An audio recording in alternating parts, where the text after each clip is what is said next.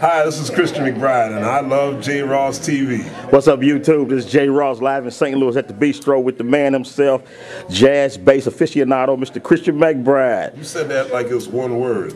Jazz aficionado. No, you said jazz bassist aficionado. You said that like one word. That's kind of hip. Hey, it's gonna be a long one. I have to write that out. Jazz bass virtuoso, Mr. Christian McBride. What's up, Chris? How you feel, baby? Hey, man, we just got through listening to you in concert, man. That new album of yours. Tell us about it and what was the inspiration behind it. The new CD is called Kinda Brown. The new band is called Inside Straight.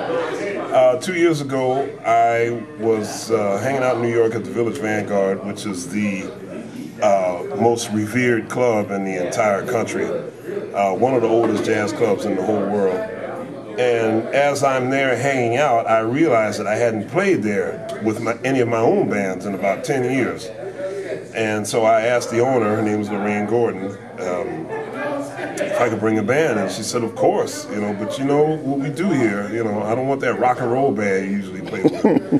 And so I put together this band. Originally it was Steve Wilson, Warren Wolf, Eric Reed, and Carl Allen. The week went it was so fantastic.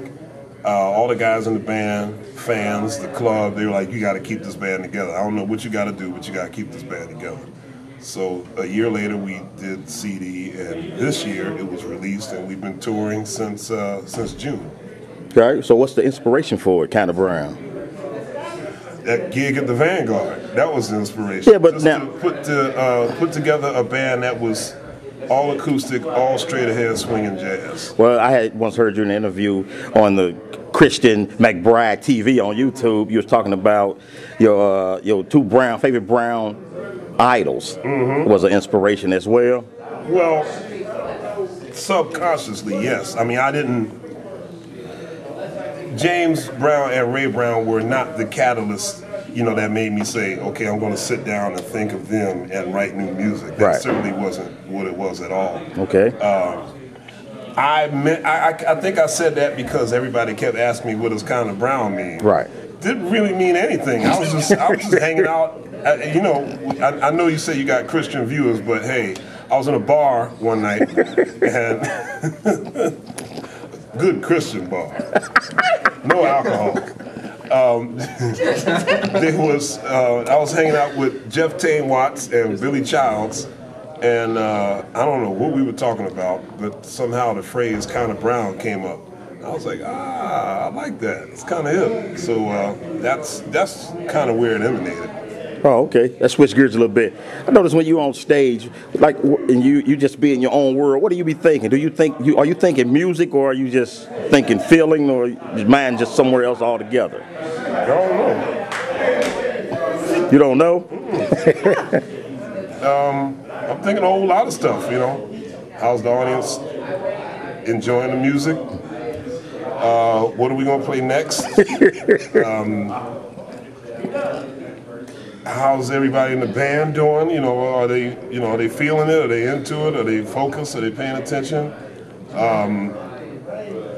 I hope my back stops hurting. All kinds of stuff is running through my head. What kind of substitutions can I put here?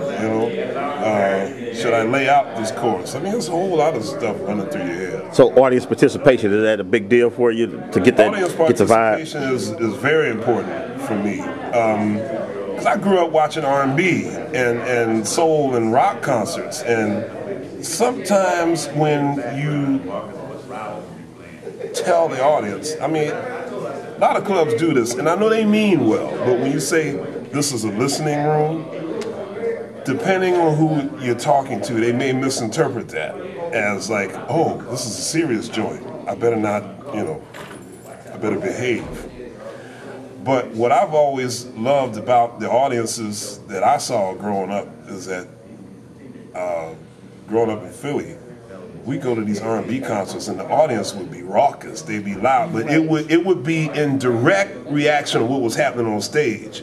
It wasn't arbitrary noise, it wasn't people just kind of talking among themselves and just talking about a bunch of dumb stuff. It was always in reaction to what was going on with the music.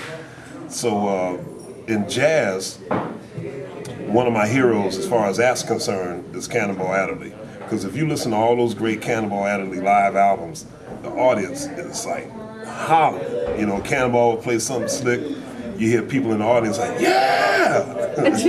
So that's, I need audience participation. Okay, cool. Hey, YouTube, this is Mr. Christian McBride live in St. Louis at Jazz at the Bistro. We're going to roll up out of here. He got to be on the bus, I guess, in a minute. We in the Lou. Rams and Cardinals play tomorrow. YouTube, we out. Peace. Peace.